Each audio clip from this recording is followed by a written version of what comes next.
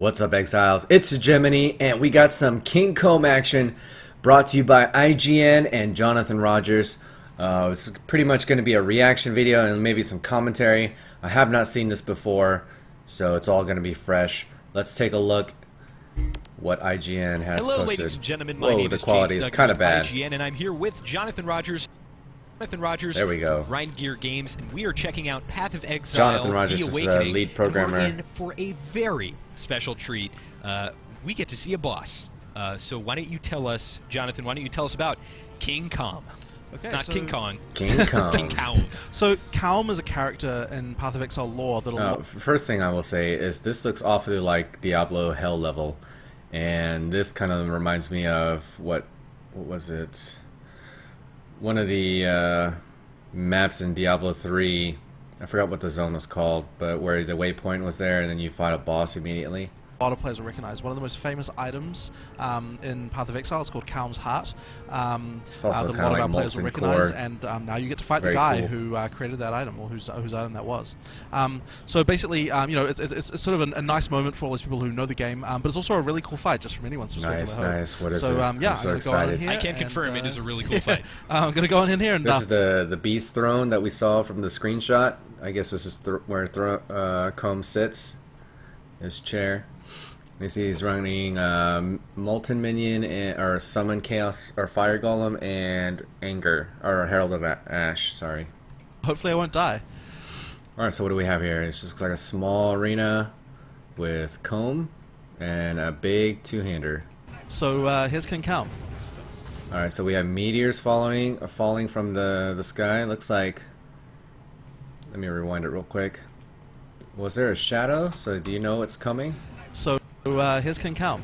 No, actually, it's just incidental damage, like rock falling from Vol.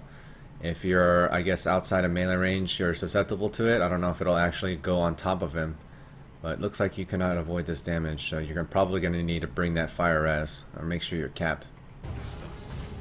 So we've got a lot of things going on in the fight. We have. All right, so he does like a ground slam that's very, very narrow. Obviously, a lot of don't stand in the fire in this fight. All right, so it looks like a really hybrid between a heavy strike and a cleave. Yeah.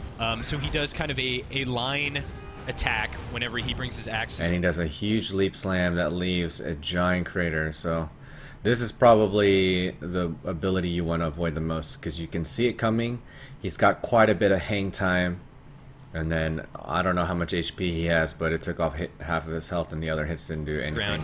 Does a jump right there, a big AoE. And then also I'd like to point out that there are these kind of lava waterfalls shooting out little... Okay, so the slam did about a third of his health, the melee strike did about 15%, and the leap slam mechanic did about 50% of his health. Of lava balls. Yeah, so basically, as the fight continues, as you do more damage to him, he's more really slow hitting. More of those volcanoes will activate. So at the moment, only one of them is firing fireballs. Wow, I'm surprised this fight is so mechanically easy. But as we go on, there'll be more. So he summons his Okay, so now he summons the purple titty bitches, and they shoot those little spears that do cold damage or lightning damage. Looks like lightning. Guys here, and I'm just going to use this thing to kill. Let's see if he gets shock stack. Yep, he got shocked. So there's definitely that shock element they can crit. This thing to kill. Whoa, crap. So he ate the slam, and he ate another hit in addition to being shock stack. And he got fire hits. Okay. Well, that one Death didn't go so number well. one. Death number one. Okay. Well, let's go back in here. I'm sure you're. Come on, Jonathan, pick it up, man. Have a field day in the yeah. comments. Oh, absolutely, absolutely. They. This is your child. Unfortunately, they probably are actually better than me. So you know, that's the problem. You know, I can't play the game as long as they can, unfortunately. But yeah.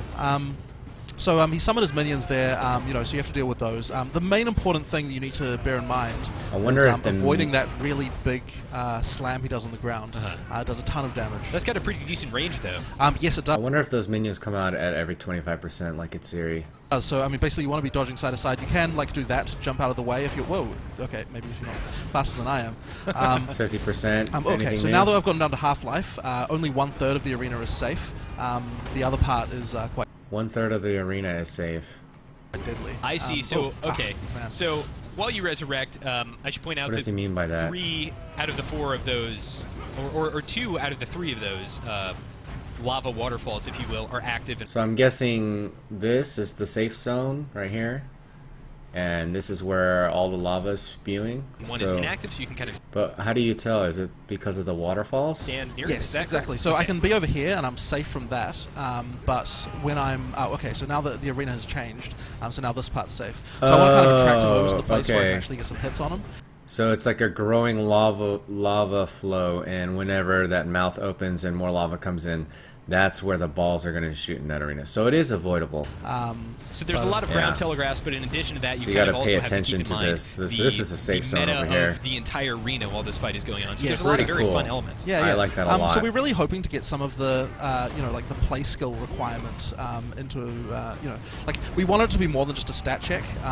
So you have to actually be able to have, move around, dodge some attacks. Nice. Watch those times when he, swings his axe up to move out of the way.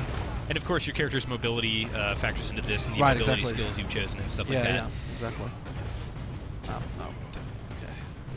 Come on, Jonathan, pick it I up. might die again. I don't have any potions Oh left. my gosh. Potions left. Yeah. He doesn't my even goodness. have his Still, auras or his still golem dodge. up. So You got decoy. Oh, okay, yeah, dodge that. There we go. Everyone's watching you now, Yep. Jonathan. Oh, Now's the time to shine. Come on. Yep. Okay, this time I'll get him. Put up your He auras. has a tenth of his Yeah. total health. Yeah, I'm yeah. sure that I'll. But those lava volcanoes are, well, those volcano waterfalls are shooting out. It seems like at a much greater frequency. Yes, than exactly, they were exactly. initially. So There is like a haste, so I guess as the fight progresses, these balls come out much quicker. And now we have something interesting, the Eye of Fury.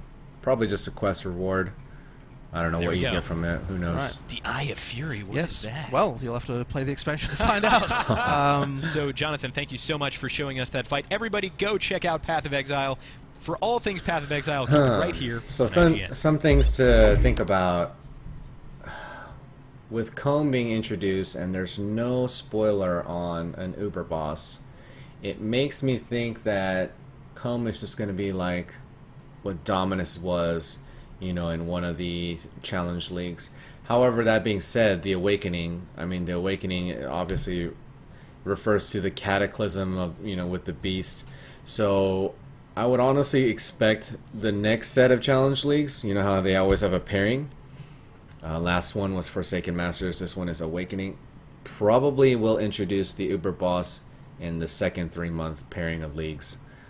That would make sense because it gives a sense of progression of time, and it'll allow the first meta to develop before they introduce like a Uber with Uber mechanics and a much more challenging fight.